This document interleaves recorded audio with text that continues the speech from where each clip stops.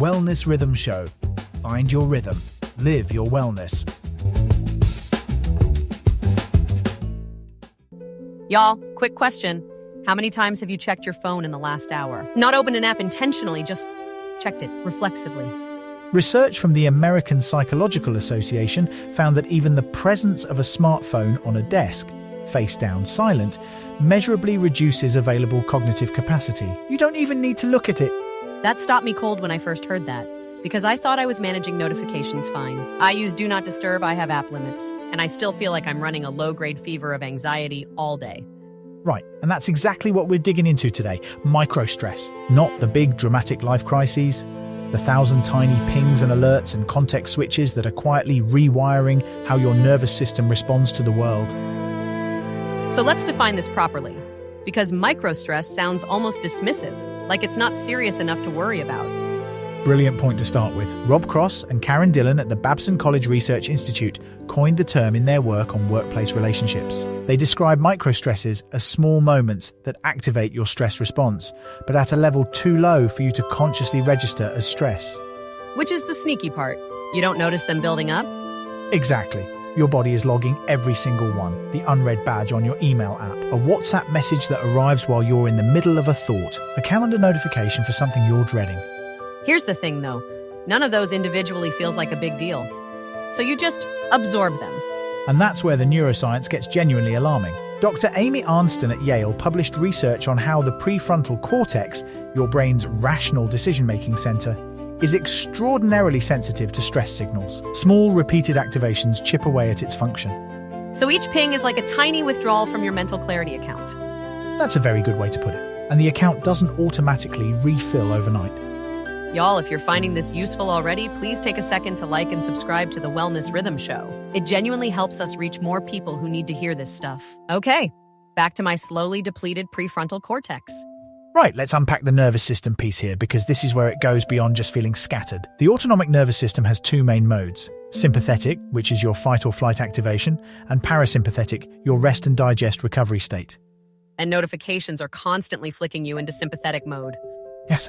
Research published in the Journal of Experimental Psychology by Professors Stothart, Mitchum, and Ibarra at the University of Florida found that even receiving a phone notification you don't respond to creates a cognitive disruption equivalent to actually using your phone. Wait, just getting the notification, not even reading it, costs you something? Costs you something measurable. Attention residue, they call it. Part of your brain is now tracking that unacknowledged stimulus in the background. I feel so seen right now and also slightly horrified. The cumulative picture is what matters. Dr. Gloria Mark at the University of California, Irvine has studied attention fragmentation extensively. Her work shows it takes an average of 23 minutes and 15 seconds to fully return to a task after an interruption. 23 minutes for one interruption. Most of us are getting interrupted every few minutes. Which means many people are essentially never in a sustained attention state during their working day. And let's bring in the audience here for a moment, because this isn't just a young person problem. If you're in the sandwich generation, managing kids, aging parents, a career, the number of channels demanding your attention is staggering. Genuinely staggering, and for pre-retirees and older listeners, there's an additional layer. Dr. Mara Mather at USC's Davis School of Gerontology has documented that older adults actually have a harder time filtering out irrelevant stimuli, so the notification environment may be proportionally more disruptive. That is so important, because I think there's sometimes an assumption that this is a younger generation's technology problem. It cuts across all of it. Right, let's get into the physical manifestations, because I don't want this to feel abstract. Please, because I want people to connect this to how they actually feel. Chronically elevated cortisol from low-grade stress activation is linked to disrupted sleep architecture. We've touched on sleep in previous episodes. It also affects cardiovascular health. The American Heart Association has noted research connecting chronic stress states to inflammation markers. And I will be honest, I recognized myself in the 3 a.m. wake-up pattern when we talked about sleep. I thought it was the wine. And it probably wasn't only the wine. The anxiety caffeine loop you mentioned before, increased caffeine when stressed, elevated anxiety as a result, that's also a cortisol interaction. Okay, so I have been basically marinating in low-grade cortisol and calling it productivity. Most of modern professional life has normalized that state, which is the issue. Here's where I want to push back slightly, though. And I know this might sound like a justified excuse. Some of these notifications are necessary. I can't just go dark. That's entirely fair. And I want to be honest, I work in finance. Real-time information is part of the job. I'm not advocating for digital hermitage. So what does the research say about selective management rather than total elimination?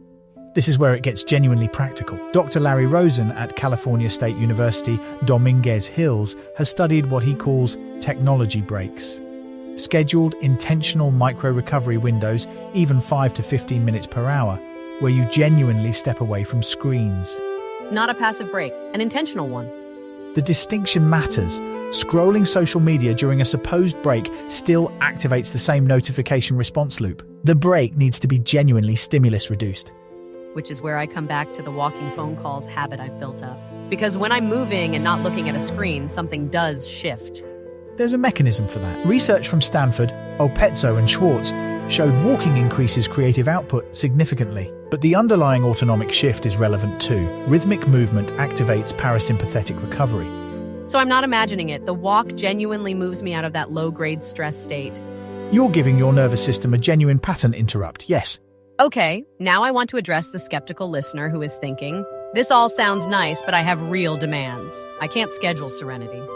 Right. And I think the honest answer is that notification management is less about perfection and more about reducing cumulative load. You don't eliminate micro-stress, you reduce the volume of unnecessary activations. What does that look like practically? Batch checking. Rather than responding to notifications as they arrive, scheduling 2 or 3 defined windows to process messages. Turning off badge icons for non-urgent apps. Research shows even the visual badge activates anticipatory stress. I turned off badge icons on my email last year, and I genuinely thought I was going to miss something critical for about a week. Then I completely forgot they were gone. That adaptation window is well documented. The urgency you feel about constant connectivity is partly a trained response. It can be partially untrained. That is such a hopeful framing. Because it means the nervous system that got rewired can also be re-rewired. Neuroplasticity runs in both directions. That's the optimistic note Dr. Arnsten's work supports. The prefrontal cortex, when given reduced chronic stress input, does recover function. Y'all, that is the piece I needed to hear. This is not permanent damage. With the obvious caveat that if anyone is experiencing significant anxiety or stress symptoms, please do speak to a qualified professional. We're talking wellness practices here, not clinical intervention. Absolutely, this is about the baseline environment, not treating a condition. Okay, if you take one thing from this episode, I want it to be this. You don't have to overhaul your entire digital life tomorrow. Just pick one category of notification, one app, one channel, and turn off the badges or set it to batch delivery this week. That's it. Start there. The evidence supports starting small. Reducing unnecessary sympathetic activations is cumulative in the positive direction as well. Small, consistent changes in notification environment compound over time into a meaningfully different baseline stress state, which, given the scale of the problem, is rather extraordinary. See, David just said rather extraordinary, and for him that is unbridled enthusiasm. I contain multitudes, Emma.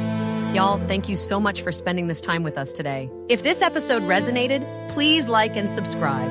It means the world and it keeps us going. We'll see you next time on the Wellness Rhythm Show. Take care of your nervous systems. They're doing quite a lot of work on your behalf. This show is part of the VoxCrea.AI system. If you want a show like this for your organization without building it yourself, go to VoxCrea.AI and request a sample episode.